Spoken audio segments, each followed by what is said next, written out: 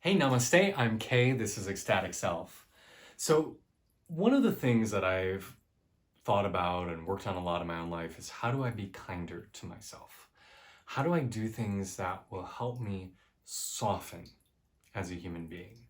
Now, soften is usually not a word that you hear people say that they want for themselves, right? We live in a culture that wants hard, rugged, toned, uh, taut, right? You think of the people who are on the cover of magazines. They don't look soft, usually. They look chiseled or uh, strained or, you know, kindness is undervalued in our culture is what I'm getting at. But softness is actually strength. Because when something is hard, when it's rigid, when it's taut, when it's overly lean, it's overly suspended, it's not in a state of health or balance. It's not in a state of flow. You think of the organs in our body. When they're juicy, when they're moving, they're soft. If a part of you becomes overly hard, calcified, then it becomes dangerous. Then it becomes deadly. Right? We want our kidneys soft. We want our lungs soft, especially in COVID. We want all of our parts that are supposed to be soft to stay soft. We don't want to be overly hard. So how do you soften with yourself? How do you be kinder?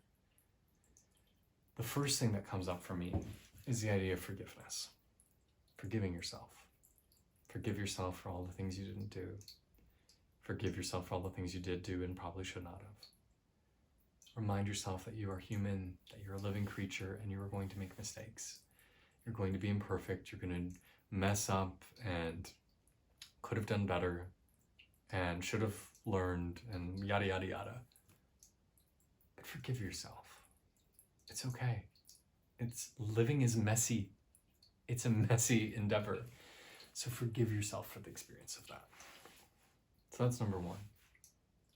Number two is start paying attention to what gives you life. What makes you feel more vibrant, more illuminated, more radiant? Does going for a long walk? Does wearing a fuzzy sweater? Eating chocolate? Taking a nap? Reading your favorite book? What are those things that light you up inside? And could you be doing more of them? Could you be kind to yourself and do that stuff that feels good? Another thing to help us soften into kindness with ourselves is to breathe. So I woke up in the middle of the night last night and was struggling for breath for some reason. Like I felt like my rib cage was contracted, that I couldn't fully breathe. Hopefully it wasn't from coronavirus. I feel pretty okay today. But I sat there and I drew breath deep into me and held it and relaxed. I breathed in for 5 seconds, held for 20 seconds, breathed out for 10 seconds. In for 5, hold 5, 10, 20, exhale 10. That breathing pattern is a really nice way to just feel things let go.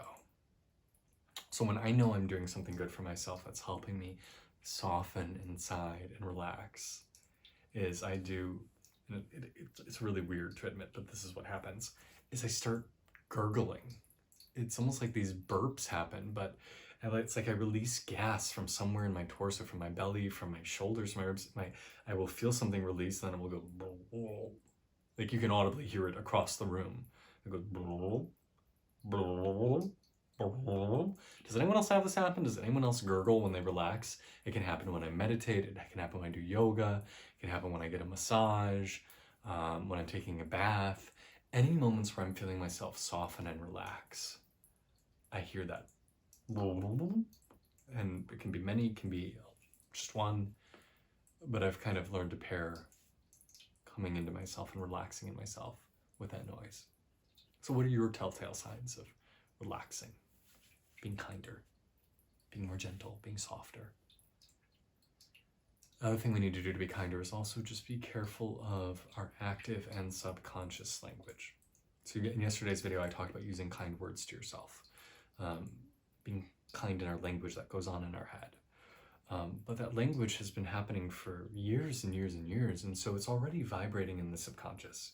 And that's going to take longer and be harder to change. But there is a special tool that can actually help you change the subconscious words, the subconscious vibrations in a pretty quick and effective way. And that tool is mantra. So mantra means mind protector, and it does that. It is absolutely a fabulous way to help still and guard your mind by repeating sacred syllables in succession. But the other thing that mantra does is it shakes your bones, according to Paul Reps, Zen master. It shakes your bones. Mantra shakes your bones. It starts to get into that subconscious and change its vibration.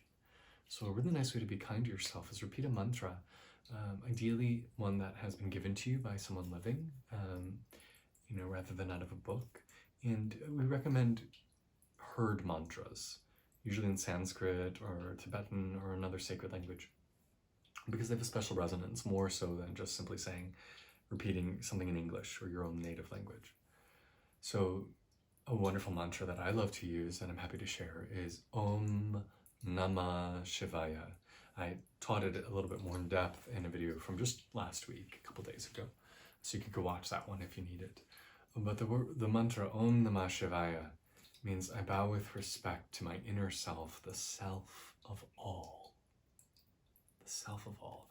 And what a beautiful, kind thing for us to say, that my inner self, the true me, is this radiant, indelible self that's connected with all living beings.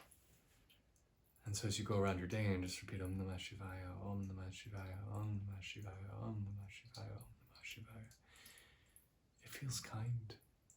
You can feel yourself softening and relaxing inside. So I encourage you today, go be kind to yourself. Go thank yourself later.